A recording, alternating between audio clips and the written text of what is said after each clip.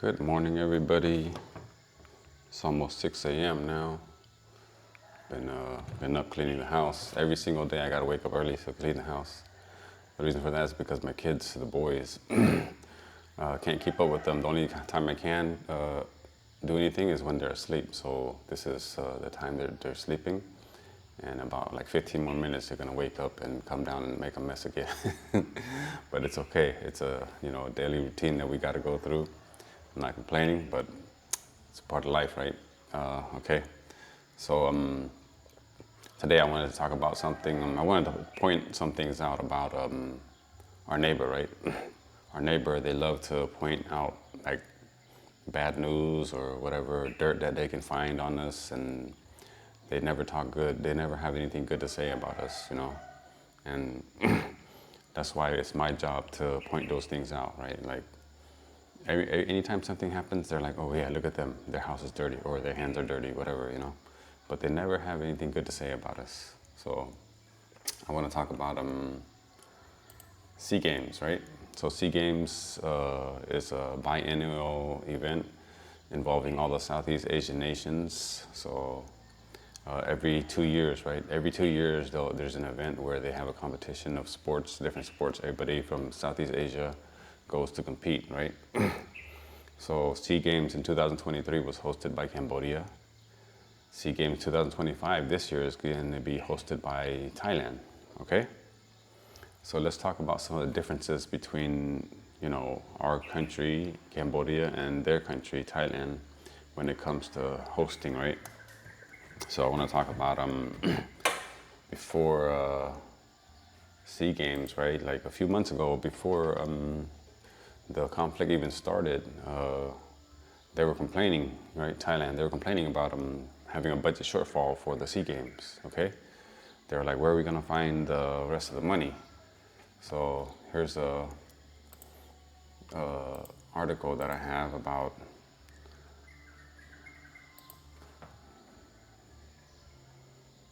So on the VN Express, I'll put it into the description. They're saying that they were going to have a $14 million shortfall, right? This is just in September. Just a few months ago, they were saying that. And they're saying there's a shortage for the SEA Games. They're supposed to be hosting, right? And they keep talking about how rich they are and how poor we are, that, we're beggars.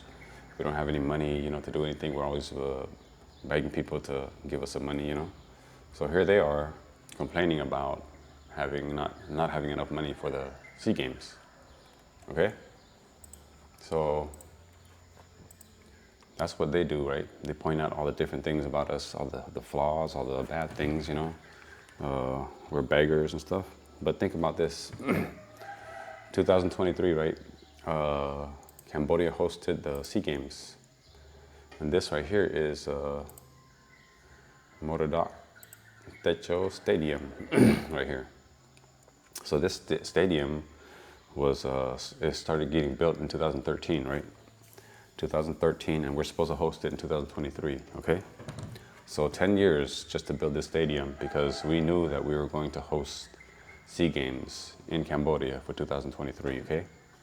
So this was built specifically for SEA Games, okay? 10 years planning, okay, for this.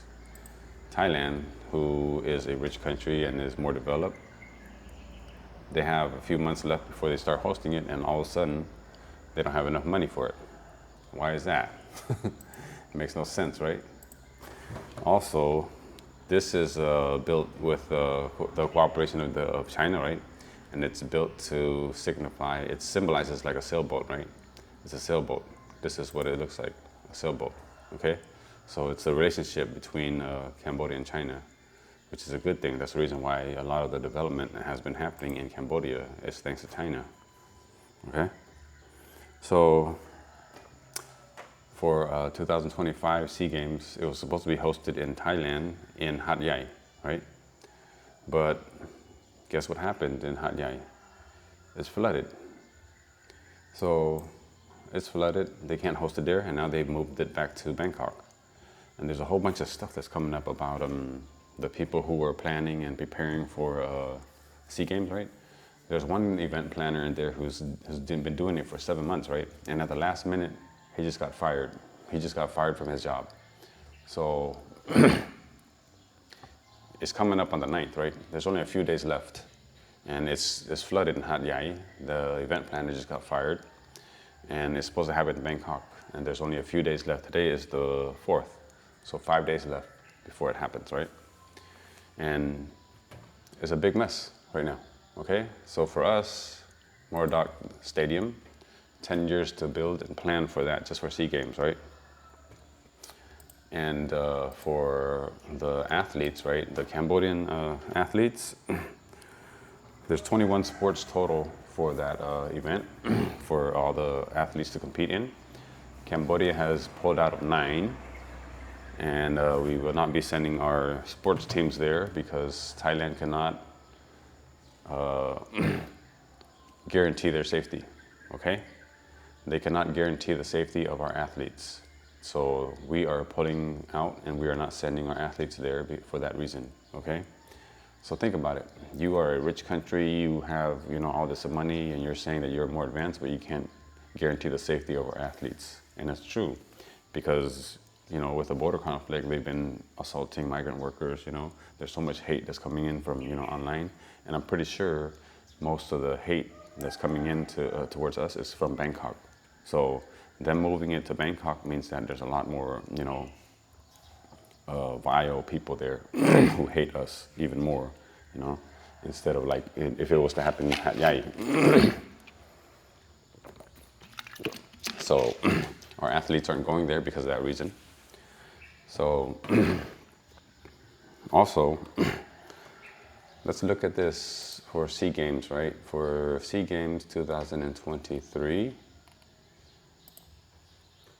guess what happened? Guess what Cambodia offered? And it's from who? From Prime Minister Hun Sen at the time. He announced at the time that there would be free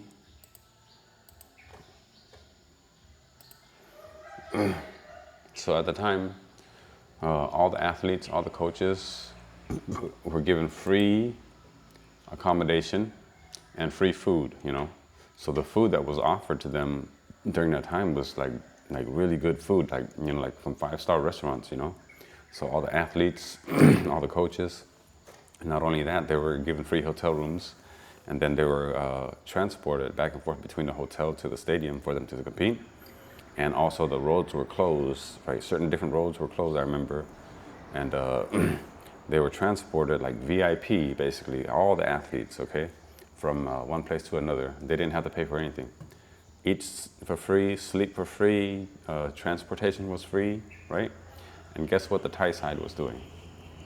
Any people who were affiliated with the Thai side, they would go around the city and they would take pictures and videos and talk about how dirty Cambodia was, right?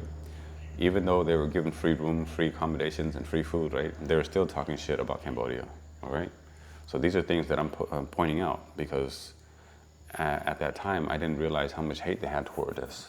And now I see, and I'm starting to see it. So I'm pointing this stuff out because I remember hearing, you know, like little things here and there, you know, but I never really understood how much hate they had for us. So I'm pointing this stuff out, okay? Free food, free accommodation, free transportation, and they still say bad things about us. I remember at the time, also, when we were hosting the SEA Games, right? There was a little spat that was going back and forth between us and them about the kickboxing event, right? So the kickboxing event, you know, there's Muay Thai, and then you have, for us, it's Gun Khmer, Bokor, right? So we changed the name to Bokor, Gun Khmer, since it's happening in our house. So they tried to boycott it because they were saying, you know, that we were taking the identity away from them, right? So they have their style of fighting Muay Thai, and then we have our style, Bokor. They're pretty similar, right? It's just different names, that's it. But they made a big deal out of it, and they were saying they were going to boycott it and stuff. And since then, I remember when that started happening, there was a big movement for us to get Bokor out, right? Bokor, Gun Khmer, for it to be on an international stage. It's happening now. It's being, you know, recognized, you know, and we have, what's the name? real famous fighter that's part of our fighting too, you know. There's a lot of foreigners that are fighting for Cambodia in Cambodia's name, you know. Tiago Alvarez, that's him. He's standing up and he's claiming, you know, Bogotá, and he has Khmer citizenship now, you know. Also, there's a black guy named Manu. He speaks Khmer fluently. He's African, but he fights for Cambodia, you know.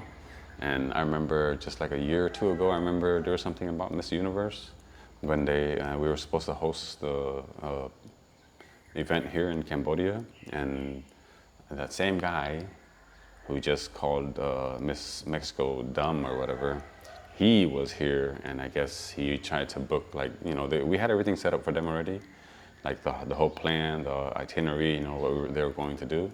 And once he got here, I remember he was like, I want to go on a boat, you know? And it's like, man, you told us that we were going to do that. We planned for this. But then when he said all of a sudden he wanted to go on a boat, right? And it's not that easy to book one of those river boats, okay? Because, you know, it's a big event. We have to, you know, prepare and plan and all that. But this guy, he just said out of nowhere, like spur of the moment, I want to go right on the boat, you know? And so the Cambodian team did whatever they could to try to accommodate him. So the only riverboat that was available was one that was, it wasn't too clean, you know? And as soon as he went on there, he was like, yeah, we need food and stuff. And I was like, man, you haven't given us time to prepare, you know? So he went onto the boat and he was talking shit about the food and the boat, you know, how dirty it was. And it's like, you know, he did whatever he could to, you know, belittle Cambodia at the time. So I'm just pointing this stuff out right now, guys, that we've done so much for them. You know, I used to have so much respect for Thailand. I used to have, you know, we used to look up to them as the land of smiles and the more advanced country and more prosperous, you know. And like, to be honest, even with the products that they, you know, trade with us, you know, we used to sell all their products thinking that we were business partners. But in reality, they view us as just trash, you know. And pay attention to this coming up SEA Games, right? Because unlike us, they have had plenty of time to prepare. They have more money than us. But when we hosted the games in 2023, we did everything we could. We planned 10 years ahead, you know, to make it happen. And when it did happen, we gave them, you know, made them as comfortable as possible. But they still pointed out every little flaw that they could about us, even though they were eating and sleeping for free, right? In Khmer, they say, date free, see free, not the money get it, you know? It makes no sense. So this event coming up in a few days, they had no time to prepare because they had to relocate. And let's see what happens, because I'm pretty sure there's gonna be a whole bunch of stuff coming up. So yeah, I don't hate Thai people. I'm just disappointed in how they feel about us. So however they feel about us, I'm just pointing it out, and I'm just showing everything that we've been doing to accommodate them. And they don't appreciate anything that we do. All right, guys, see you guys next time.